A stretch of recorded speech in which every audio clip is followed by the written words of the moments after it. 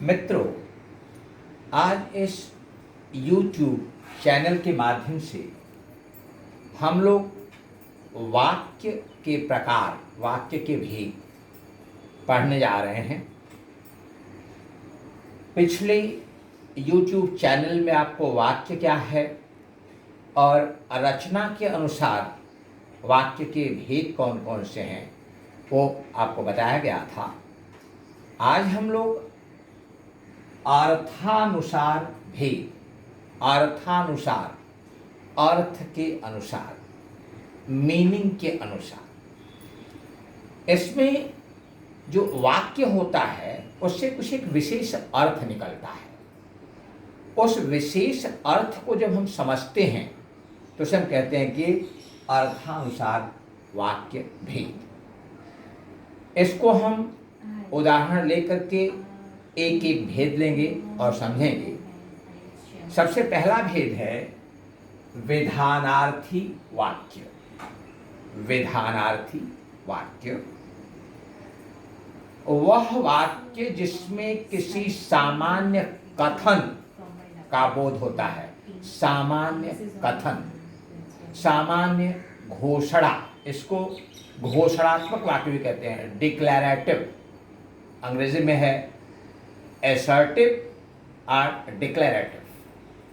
तो अगर आप उदाहरण लेंगे तो बड़े आसानी से आपको समझ आ जाएगा कि गाय एक पालतू पशु है, एक घोषणा है, एक सरल कथन है कि गाय एक पालतू पशु है।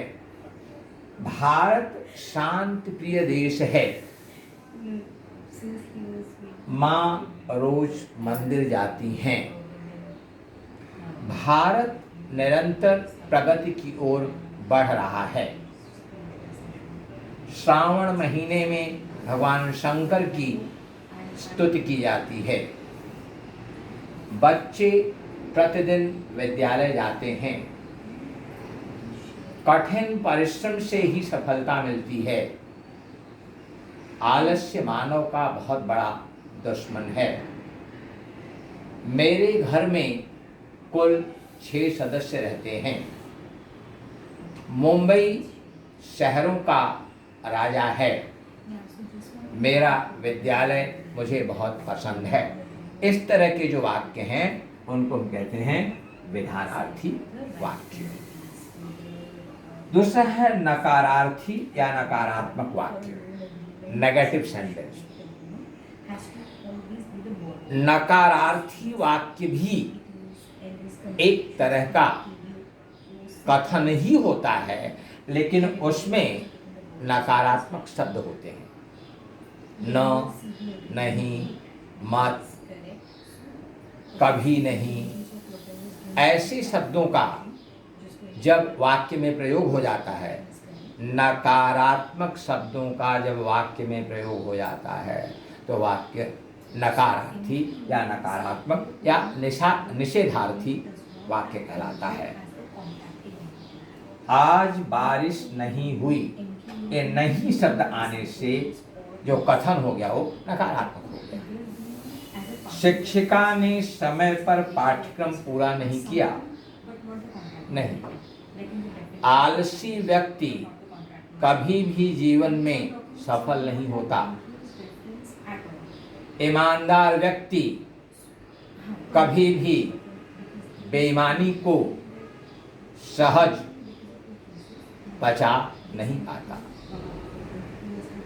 आज भारत बंद नहीं है। देश की प्रगति में सबका साथ नहीं मिल रहा है। नेताओं पर विश्वास नहीं किया जा सकता। गांधी जी ने जीवन में कभी हिंसा को स्थान नहीं दिया। इस तरह के जो वाक्य हैं नकारात्मक या नकारार्थी वाक्य। अब हम आगे बढ़ेंगे। जो तीसरा भेद है,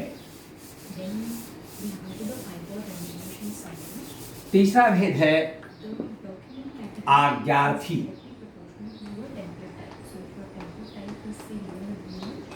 आज्ञार्थी वाक्य, इसको हम अंग्रेजी में कहते हैं इम्परेटिव मूड सेंटेंस।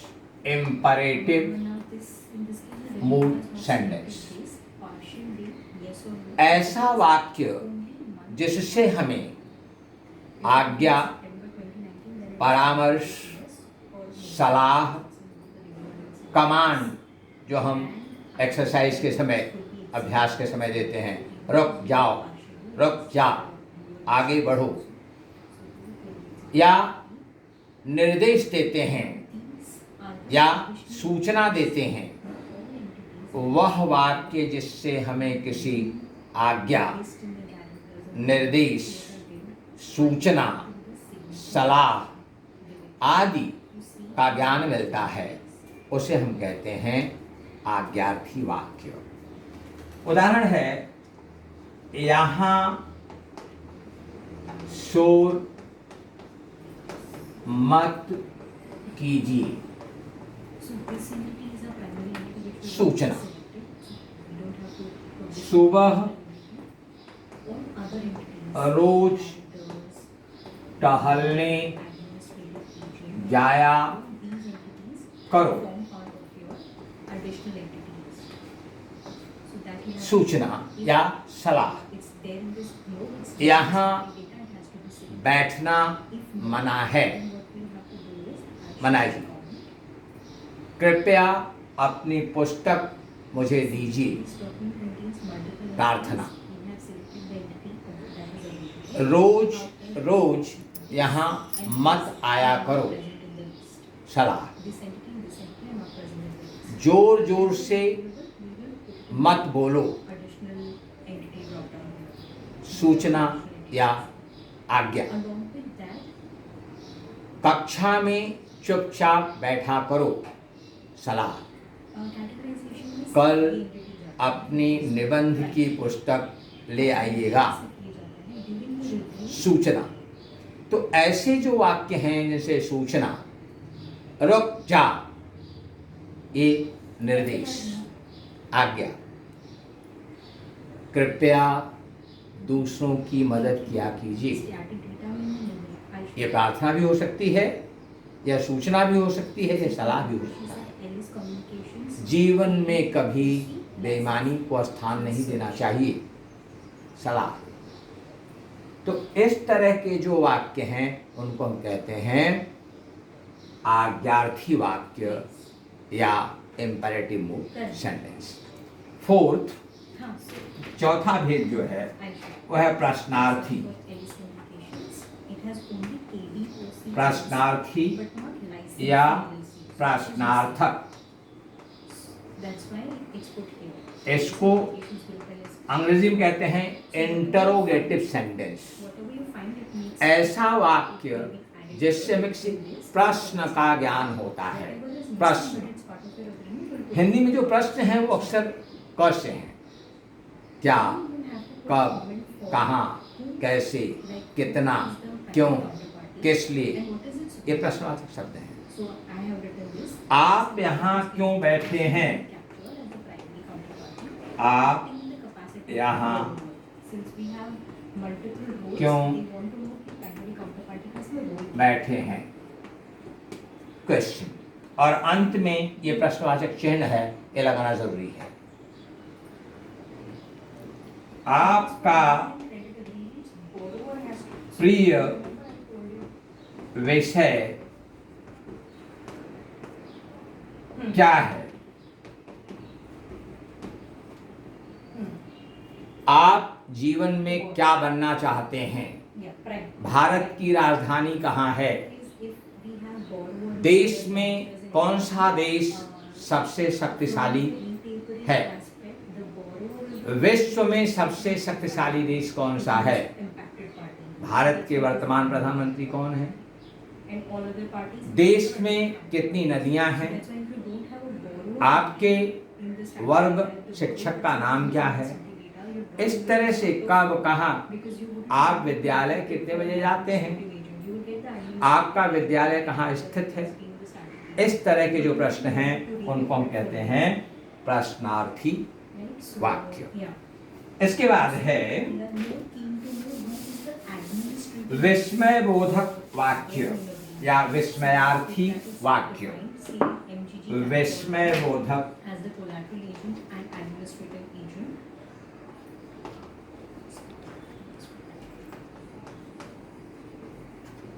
विस्मय बोधक वाक्य। एक्सक्लेमेटरी सेंटेंस, एक्सक्लेमेशन, ऐसे शब्द जिनसे हमें कुछ गहरी संवेदना का ज्ञान हो। वाह, शाबाश, बहुत अच्छे। अरे छे, ऐसे जो शब्द हैं उनको हम संवेदनात्मक, जो हमारी संवेदना को, गहरी संवेदना को कुरेदते हैं, बताते हैं, उनको हम कहते हैं विस्मय बोधक वाक्य। और इसके अंत में हमेशा एक एक्सक्लेमेशन मार्क, विस्मय बोधक चिन्ह आता है। ये एक दो उदाहरण ले लेते हैं हम। वाह, कितना सुंदर दृश्य है, कितना सुंदर दृश्य है। यहाँ एक प्रसन्नता, एक खुशी हो रही है। वाह, कितना सुंदर दृश्य है, शाबाश।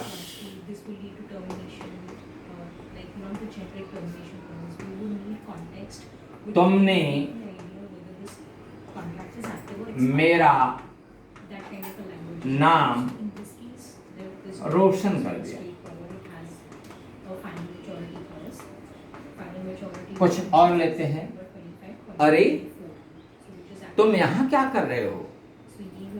छे, तुम बहुत गंदी बातें करते हो। ओफ, कितनी गर्मी है। बाप रे बाप, इतना बड़ा सांप। नहीं नहीं, तुम मुझे छोड़कर नहीं जा सकते। ऐसे बहुत सारे शब्द हैं जिनसे हम उपयोग करके विस्मय बोधक वाक्य, एक्सक्लेमेटरी सेंटेंस को बनाते हैं। आगे है संदेहात्मक वाक्य। संदेहात्मक वाक्य,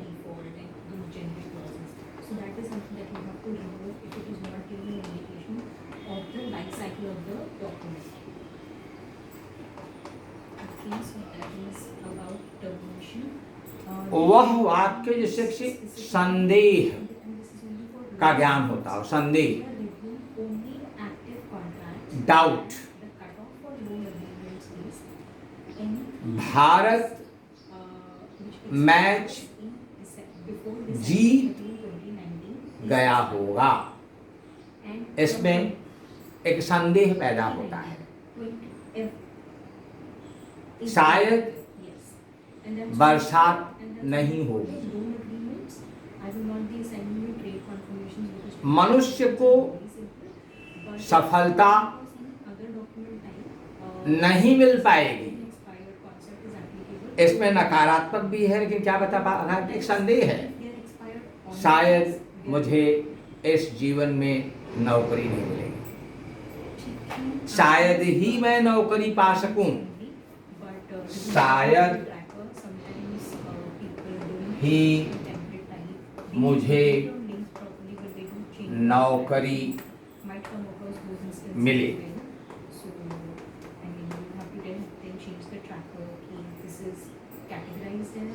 तुम्हारी सफलता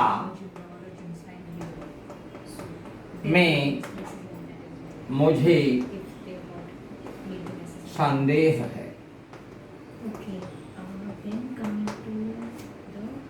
ऐसे जो वाक्य होते हैं जिसमें काम के सफल होने में या असफल होने में कोई संदेह हो, तो ऐसे वाक्यों को हम संदेहात्मक वाक्य कहते हैं। नेक्स्ट है संकेतवाचक वाक्य।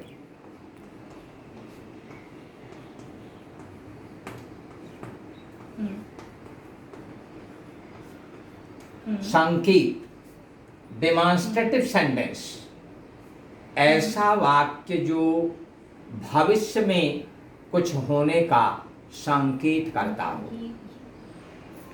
यदि मैं पास हो गया तो उच्च शिक्षा के लिए आगे जाऊंगा। इसमें शर्तें भी होती हैं और एक भविष्य की योजना भी होती है। यदि बरसात अच्छी होगी तो फसल भी अच्छी होगी। यदि बरसात अच्छी होगी तो फसल भी अच्छी होगी। संकेत क्या है कि जब फसल तब अच्छी होगी जब बरसात अच्छी होगी। यदि बरसात अच्छी होगी तो फसल भी अच्छी होगी। है ना?